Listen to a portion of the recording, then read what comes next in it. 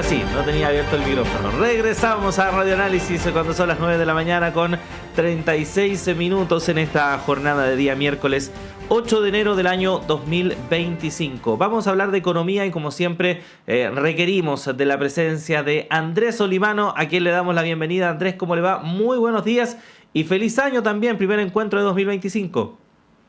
Sí, hola, buenos días, Claudio. Feliz año también, que sea muy buen año Sí, no, para mu- usted y para todos. muchas gracias, Andrés. Los mejores deseos para usted también y su familia. Y bueno, primer encuentro del año y toca proyectar un poco, ¿no? Lo que se viene para este año 2025, que promete ser bastante intenso en varias materias y el área económica obviamente no está exento de eso porque hay varios cambios que va a experimentar no solamente nuestro país, sino que el mundo durante estos meses que generan un poco de incertidumbre respecto de lo que se viene para adelante. Antes de entrar en detalle respecto de los temas, Andrés, una mirada general respecto de cómo considera usted que se viene este 2025.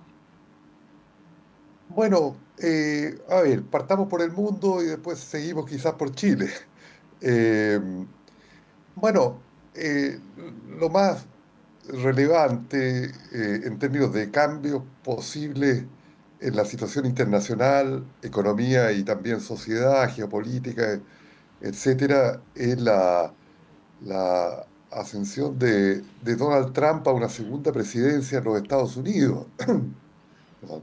Eh, entonces, que ahora asume en el mes de enero y que tiene ambiciones, digamos, bastante eh, marcadas para un señor de 78 años que va a terminar la presidencia, termina 80 cuando te cumpla 82, un poco más que el presidente actual Biden. Entonces es un liderazgo mayor, es un liderazgo de un presidente viejo, por ponerlo en términos coloquiales. Eh, Aparentemente tiene muchas ambiciones y energía, pero la edad es la edad.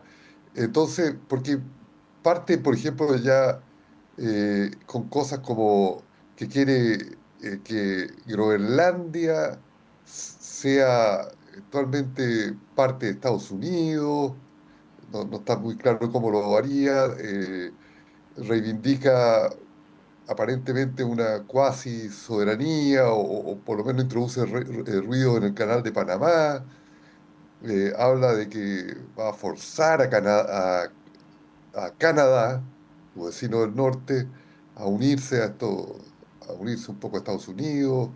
Entonces, son cosas que suenan un poco estrafalarias a esta altura, pero muestran una especie de ambición de agrandar o expandir realmente en términos territoriales la presencia de los Estados Unidos, lo cual no se había escuchado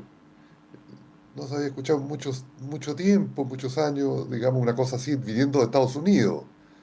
Eh, Alemania tuvo expansiones territoriales, ¿no es cierto? Pretensiones territoriales, necesitaba más espacio, ¿no es cierto? Decía Hitler. Eh, entonces estamos viendo una retórica, o por lo menos un discurso, que no deja de ser inquietante en ese terreno. También en lo económico quiere un giro al proteccionismo, ¿no es cierto? Subirle aranceles, que son impuestos a las importaciones de todos los países del mundo, pero con un foco muy grande en lo que ve como la amenaza China. Entonces puede venir una especie de etapa de desglobalización si incluye estas aventuras geopolíticas, tenemos un cóctel medio complicado, Claudio. Ujú.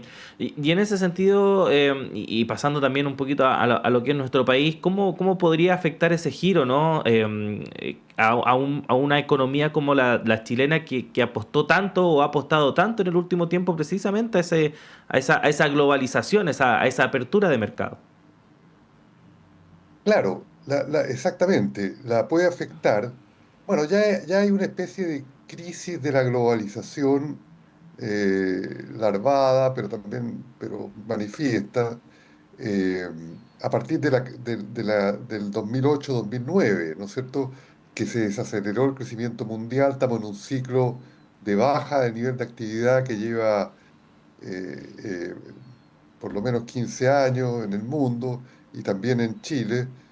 eh, Chile de llegar desde 2012, por ahí 13, que se empieza a detectar que ya el crecimiento baja y los últimos gobiernos los ha afectado, el gobierno actual también. Entonces, a Chile un giro, si bien el comercio internacional con Estados Unidos ya no es tan importante como era en el pasado, más importante el comercio con China, igual es China, Europa, Estados Unidos son los tres principales socios comerciales chilenos. Entonces, un proteccionismo en Estados Unidos, un alza de aranceles, nos podría afectar, aunque tenemos todavía un acuerdo de libre comercio que debiera impedir eso. Pero eh, si es que si es que rescinde unilateralmente Estados Unidos, no se ha anunciado, no se ha dicho, es un escenario lo más posible, sí podría afectar la exportación chilena de cobre, de litio, de fruta, de vino, de productos del mar, de productos forestales. Todo eso podría haberse afectado. En lo, no, quizás como Chile es un país pequeño para Estados Unidos, que no va a empezar quizás con el caso chileno, con tarifas con Chile, quizás, no se sabe, hay incertidumbre, pero sí, potencialmente se puede ver afectado Chile, aunque las proyecciones oficiales no toman tanto ese escenario y suponen que este año se podría crecer alrededor de cerca de 2,5%, ¿ya? Entre 2 y 2,5%, pero eso igual muestra la desaceleración del crecimiento chileno. Eso ya, incluso el Banco Central pronosticó un crecimiento para la próxima década, o sea, a partir del año pasado, 2024, de 1,8% por año del PIB total. Entonces ya las instituciones que manejan estos temas están anticipando esto, no un quiebre de la relación comercial con Estados Unidos, eso ya es más dramático, pero sí seguir esta senda de crecimiento más bien lento. Y el 2025 no creo que sea una gran excepción al respecto, porque es un año eleccionario, el gobierno actual ya va a estar medio preparando la salida, difícil un giro económico muy marcado respecto a lo que ha sido la tendencia de los últimos 3 años. Ujú. Ahora, Andrés, volviendo al plano internacional y a la llegada de Donald Trump al poder en Estados Unidos, ¿qué tan, por así decirlo, o qué tanto hay que tomar en serio finalmente todas estas bravatas de Donald Trump en el sentido de, por ejemplo, de esta intención de expandirse territorialmente a Groenlandia, ya sea por las buenas en términos de alguna compraventa o incluso por las malas? No descartó algún tipo de intervención militar en ese territorio y también en el Canal de Panamá, que se suba a otras que hemos visto en el último tiempo, con Canadá, por ejemplo, con México, a la Unión Europea, que en cierta forma la estaba extorsionando de que si no le compraban gas iba a aumentar los aranceles, y en un contexto en el cual efectivamente, y lo hemos comentado acá anteriormente, Andrés, hemos visto un deterioro de la influencia de Estados Unidos en términos Sí, de lo que era conocido anteriormente, tanto en términos económicos como influencia política, etcétera, en desmedro de la ganancia que han tenido economías alternativas, como las que se conocen, se engloban en las BRICS. ¿Qué tanto hay de una intención efectiva por parte de Donald Trump de avanzar en esta dirección, o qué tanto es como una suerte de intento desesperado de tener a Estados Unidos en la primera plana, por así decirlo, ante la realidad de los acontecimientos? sí, muy buena pregunta. A ver, no se sabe.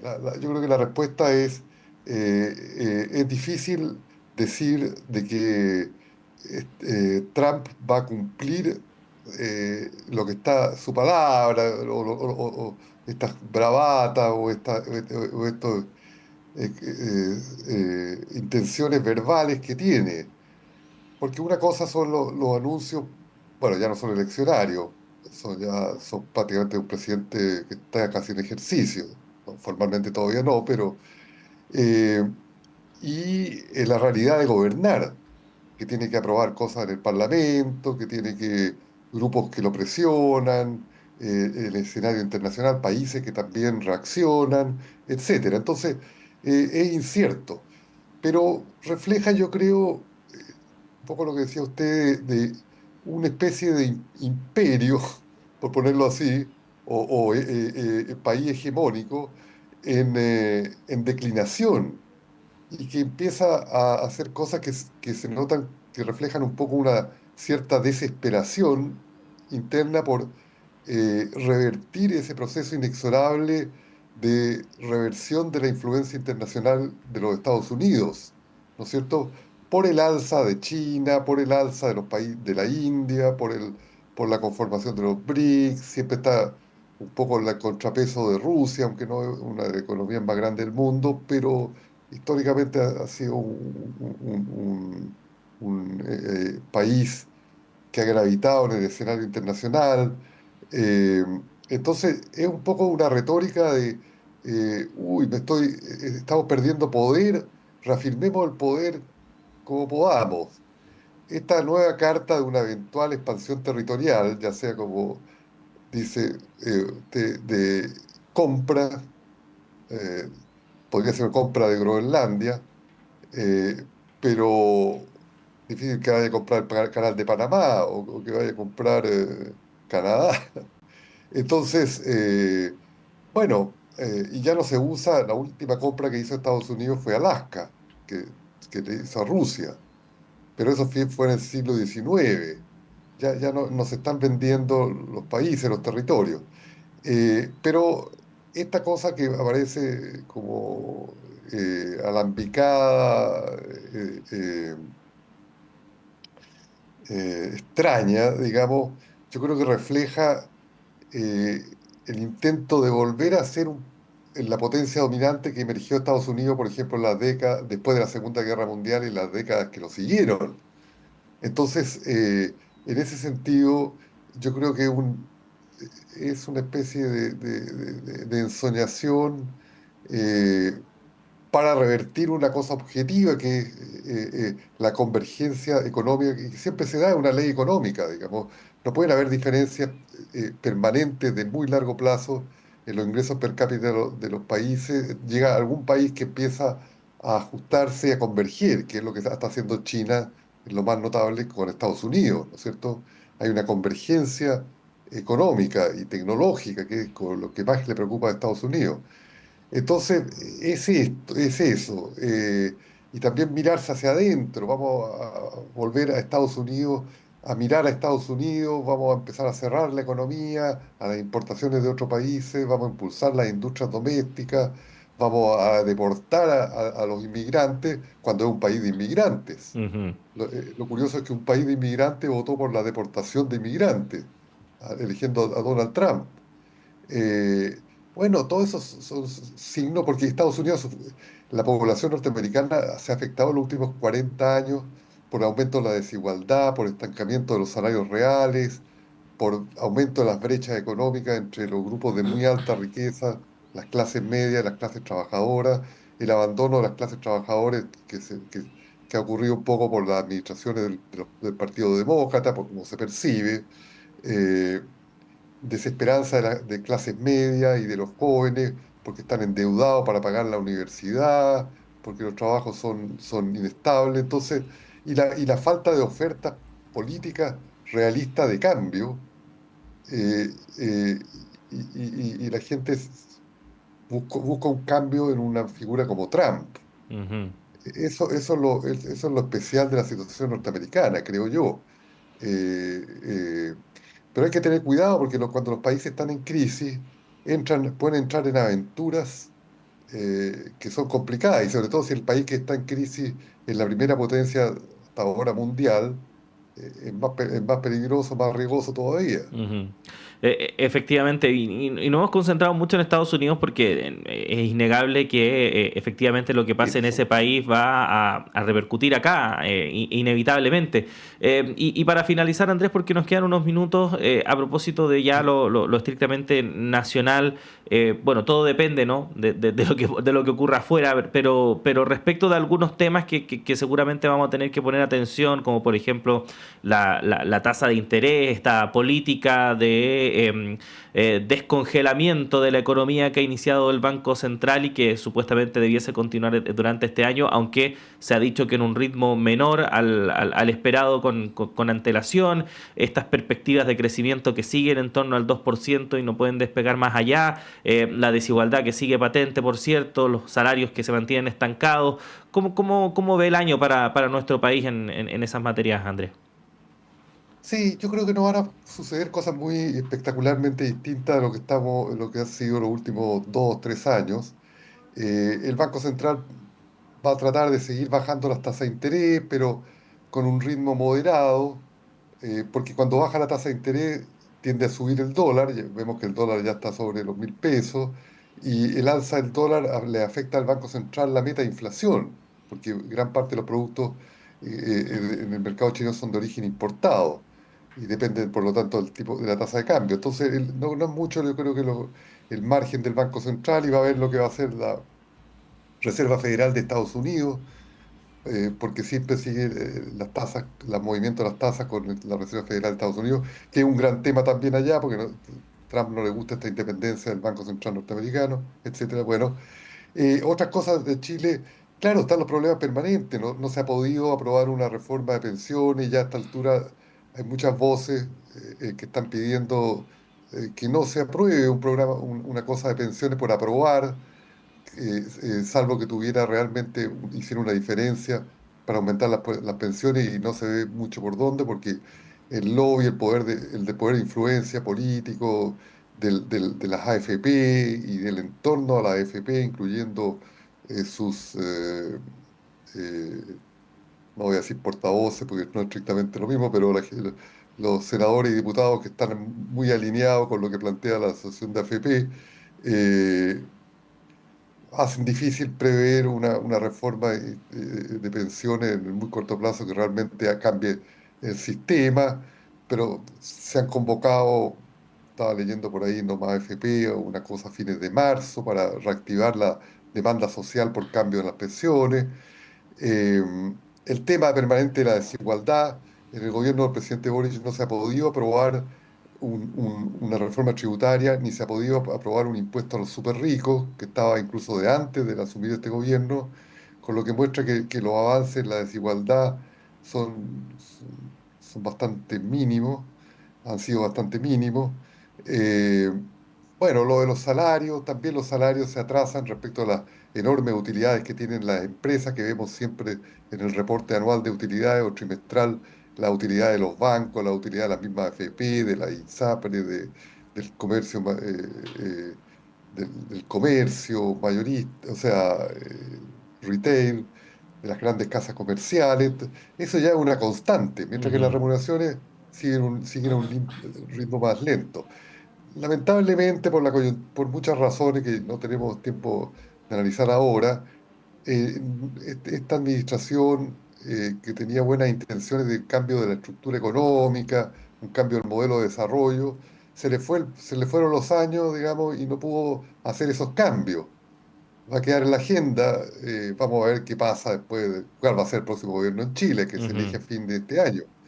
Pero sí que hay que anotar que cambios estructurales en la economía chilena no se han podido hacer en la actual administración, por razones tanto, yo creo, de intención, después de asumir, y por los nombramientos que hicieron en el área económica, como por las restricciones políticas existentes y la falta de poder superar Ujú. y el adormecimiento social. También hay una especie de adormecimiento.